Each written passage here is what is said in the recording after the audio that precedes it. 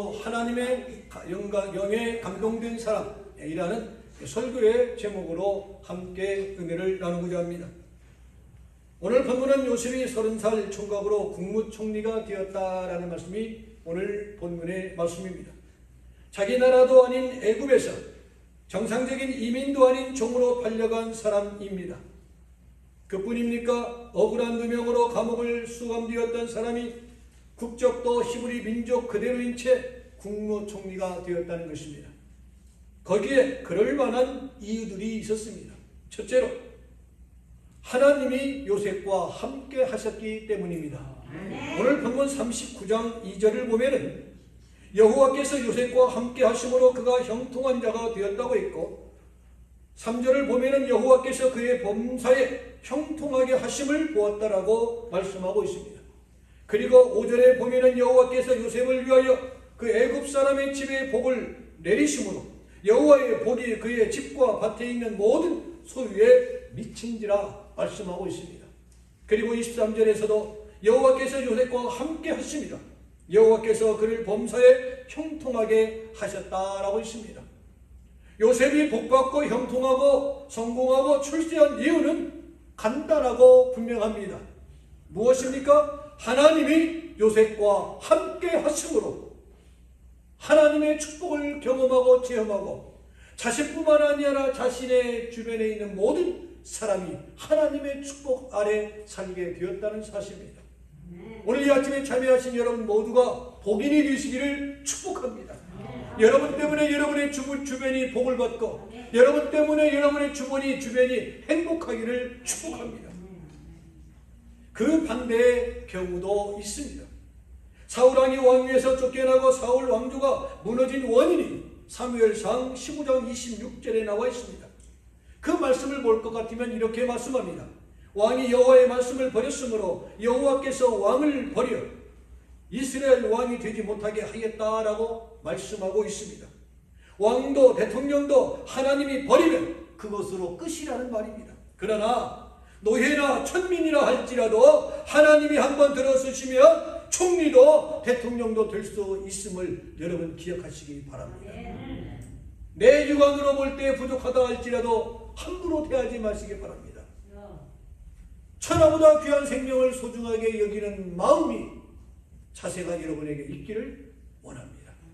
하나님이 한번 들어서시면 세상이 감당 못할 인물도 될 수 있기 때문에 그렇습니다. 둘째로 요셉이 유혹을 물리쳤기 때문에 귀한 사람입니다. 창세기 39장 7절에서 23절에 보면 애굽의 시위대장 보디발의 처가 요셉을 유혹하다가 실패하자 그에게 누명을 씌워 감옥에 갇히게 한 기록이 쓰여져 있습니다. 요셉이 유혹을 물리치기 어려운 몇 가지 조건들이 있었습니다. 첫째는 요셉은 몹시 외로웠습니다. 고향과 부모, 형제와 친척을 떠나 먼 이국 땅에 와 종로로 타다가 보니까 얼마나 외롭겠습니다. 얼마나 외로우면 노래도 있잖아요. 외로워 못 살겠네요. 외로움을 모르는 사람은 모릅니다. 고독을 모르는 사람은 모릅니다. 눈물의 빵을 먹어보지 않는 사람은 모르는 것입니다. 요셉이 이 영말 타국 땅에서 종살이를 하며 얼마나 외롭겠습니까? 둘째로 혈기왕성한 젊은이였습니다. 성적 욕구가 넘치고 이성에 대한 그리움이 고조된 청년기였다라는 것입니다. 셋째, 비밀 보장이 가능했습니다. 보디발은 출장이다, 국무회유다, 바쁘게 나돌고 그의 처는 항상 한가했습니다. 내게 남는 것은 돈이요 내게 있는 것은 시간뿐이었던 아내. 단둘만의 시간이 많았고 보장이 비밀되었습니다. 그러나 창세기 39장 9절을 보면 뭐라고 말합니까? 내가 어찌 이 큰 악을 행하여 하나님 앞에 죄를 지을 수 있겠습니까? 당신의 눈에는 아무도 없지만은 보는 이가 없지만 하나님이 지금 나를 보고 있습니다. 고로 나는 큰 죄를 지을 수가 없습니다 라는 것입니다. 그때마다 시험에 들지 말게 하옵소서라고 그는 기도했을 것입니다. 내가 유혹을 받아들이면 유혹이 나를 삼켜버립니다. 그러나 내가 유혹을 물리치면 영광이 나를 감싸주는 줄로 믿습니다. 우리는 날마다 싸워야 되고 날마다 이겨야 하는 것입니다. 셋째로 요셉은 기도했기 때문입니다. 대부분의 조경학자들은 이렇게 말합니다. 요셉이 감옥에 있는 동안 원망하지 않고 줄기차게 그는 기도했을 것이다 라고 추측을 합니다. 그렇습니다. 그는 감옥에서 하나님 앞에 열심히 기도했습니다. 기도는 형통의 열쇠입니다. 기도한 만큼 된다는 것을 믿는다면 기도하지 않을 수 없다라는 것입니다. 네 번째는요, 요셉은 성령을 받았기 때문에 그렇습니다. 오늘 본문 41장 38절에 보면은 뭐라고 말씀하고 있습니까? 바로가 그의 신하들에게 이르되 이와 같이 하나님의 영에 감동된 사람을 우리가 어찌 찾을 수 있으리요? 라고 했습니다. 바로의 영적인 수준을 보면은요, 성령을 뜻한다기보다는 초월한 지식의 신으로 이해하기 쉬울 것입니다. 왜요? 하나님을 모르고 성령을 모르기 때문에. 지혜의 신이 요셉과 함께한다라는 것을 알 정도의 영적인 수준이었습니다. 바로는 하나님을 믿지 않는 사람이었고 성령의 역사를 잘 알지 못하는 사람이었습니다. 그러나 요셉의 지혜와 꿈 해몽을 들으면서 정말 여호와의 영에 감동된 사람이다라는 것을 깨닫게 되어진 것입니다. 요셉은 성령의 사람이었습니다. 요셉은 감옥에 있는 동안 기도하다가 성령의 감동을 받았습니다. 그리고 성령이 주시는 지혜로 바로의 꿈을 해몽해석했다라는 것입니다. 인간의 지혜로, 인간의 경험으로, 인간의 생각으로 도저히 젊은 청년의 머리에서 나올 수 없는 많은 대신들이 말할 수 없는 일들을 요셉은 말할 수 있었던 것입니다. 왜요? 성령 하나님이 그의 입을 통하여 말하게 해주셨기 때문에 그렇습니다. 이러므로 축복은 요셉에게만 국한되어지는 것이 결코 아닙니다. 그 누구라도 하나님과 함께하는 사람이라면, 죄와 유혹을 물리치는 사람이라면, 기도하고 성령 충만한 사람이라면 요셉과 같은 축복을 받게 될 수 있으리라 믿습니다. 그러한 주인공들이 되기를 축복합니다. 성경 속의 위대한 인물들은 모두가 성령 충만한 사람들이었습니다.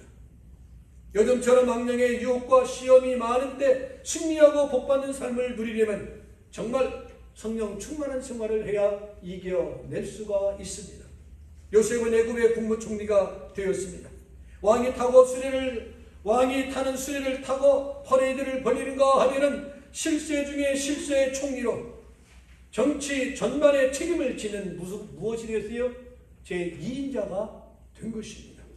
여러 국무총리였지만 수석 국무총리가 된 것입니다. 이사야서 11장 2절을 보면 이렇게 말씀합니다. 여호와의 영 곧 지혜와 총명의 영이 모략과 재능의 영이 지식과 여호와를 경외하는 영이라 말씀하고 있습니다. 그러니까 성령의 감동을 받으면 지혜와 총명, 모략과 재능이 뛰어나게 되어진다라는 것입니다. 이 사람이 가방끈은 짧은데 정말 하나님의 감동된 사람으로서 배운 사람보다 더 똑똑하게 이어갑니다. 거기에는 비책이 있어요.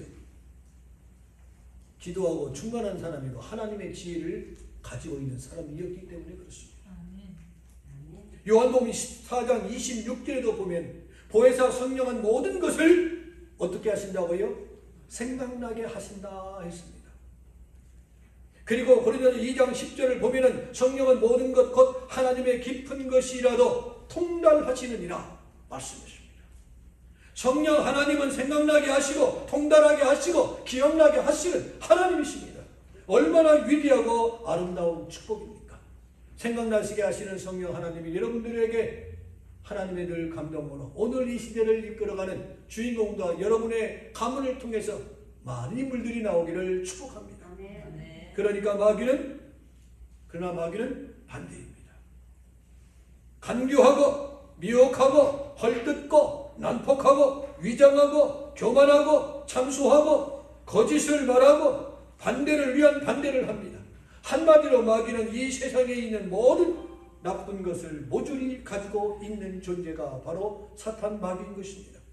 마귀는요, 찬성하는 법이 없는 것입니다. 그리고 다른 사람과 교회를 괴롭히려고 수단과 방법을 동원합니다. 마귀는 교회가 잘되고 이웃이 잘되고 남이 흥하는 것을 절대로 보지 못합니다. 그리고 늘 공격하고 전투적입니다. 여러분, 정상적인 개와 미친 개의 차이점이 무엇인지 아세요? 정상적인 개는요, 정상적인 소리로 짖습니다. 그러나 미친 개는 짖지 않습니다. 정상적인 개는 상대의 눈빛과 행동이 공격적일 때만 공격하고 방어합니다만, 미친 개는 시도 때도 없이 상대방을 가리지 않고 공격합니다. 마귀의 행동도 이와 비슷하다고 합니다. 마귀는요, 우리는 마귀를 배격하고 하나님의 영으로 충만해야 합니다. 요셉의 손에 인장 반지를 끼웠고 바로 왕의 총애를 받게 되었습니다. 결론이 중요합니다. 창세기 45장 5절을 보면은 하나님이 생명을 구원하시려고 나를 당신들 앞서 보내셨나이다 라고 있고, 7절에서도 하나님이 큰 구원으로 당신들의 생명을 보존하고 당신들의 후손을 세상에 두시려고 나를 당신들 앞서 나를 이곳에 보내셨나이다.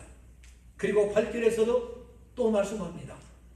나를 이곳으로 보낸 자는 당신들이 아니라, 당신들 손으로 나를 보냈지만은 당신들이 보낸 것이 아니라 하나님이 나를 이곳에 보내셨습니다. 이 말은요, 요셉이 형님들에게 한 말이에요. 보통 사람 같으면 형님들 잘 만났습니다. 이제 바로 그때가 왔습니다. 여봐라! 저놈들을 데려다가 이 자리에서 천수를 시켜라. 내 눈이 보는 앞에서 하거라. 라고 할 수도 있을 것이에요. 왜? 자기를 죽이려고 했고, 팔아 죽이는 것도 아까운데 몇 푼이 더 필요하니까 또 팔아버리고, 그리고 오랜 생활에 노예 생활을 했습니다. 그러나 그에게는 어떤 마음이 없었어요? 원망하는 마음이 없었습니다. 오늘을 살아가는 중에 여러분, 원망하는 마음이 없기를 원합니다. 그런 사람에게 하나님은 축복하시고 들어쓰십니다. 사노라 하면서 팔 수 있어요. 지금처럼 코로나 바이러스 인해서 많이 예민한 상태에 있습니다. 힘든 시간을 보내지만 그럼에도 불구하고 여러분이 먼저 감사하고 축복해주고 배려하고 힘을 북돋아줌으로 인하여 그 복이 여러분에게, 그 덕이 여러분의 주변 사람들에게 임하기를 원합니다. 요셉의 축복이 여러분에게 축복으로 임하기를 원합니다. 요셉은 자신의 삶과 가족의 삶과 행복, 그리고 역사의 주제가 하나님께 있음을 믿고 그는 고백한 것입니다. 다 하나님이 하셨습니다. 그는 고백했습니다. 그리고 모든 것이 하나님의 은혜요 축복입니다라고 말할 수 있는 자였습니다.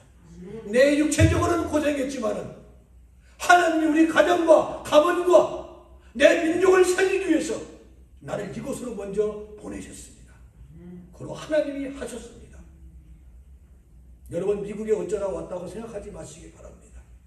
아버지의 뜻이 계셔서 나를 이곳으로 보내셨고 왔다고 생각하시고, 기도하는 중에 아버지 하나님의 뜻이 무엇인가 헤아리면서 그 뜻을 이루어드리기 위해서 날마다 도전하는 저와 여러분 되기를 원합니다. 그렇습니다. 하나님의 영에 감동된 사람은 하나님을 생각합니다. 하나님을 위합니다. 하나님을 사랑합니다. 하나님을 높입니다. 하나님의 섭리를 받아들입니다. 우리 모두 하나님의 영이신 성령을 충만히 받으시고 성령 충만으로 세상을 이기고 코로나를 이기고 성령 충만으로 코로나를 딛고 일어설 수 있는 복인이 되시기를 원합니다. 하나님의 영에 감동된 성도 여러분들이 되시기를 주님의 이름으로 축원을 드립니다. 기도하시겠습니다. 이제는 우리 주 예수 그리스도의 은혜와 성부 하나님의 무한하옵신 사랑하심과 성령님의 교통 교제 역사인도 충만하심의 은총이 주 앞에 나와 제단을 쌓는 모든 무리들 위해 이제로부터 영원토록 함께 있을지어다. 아멘.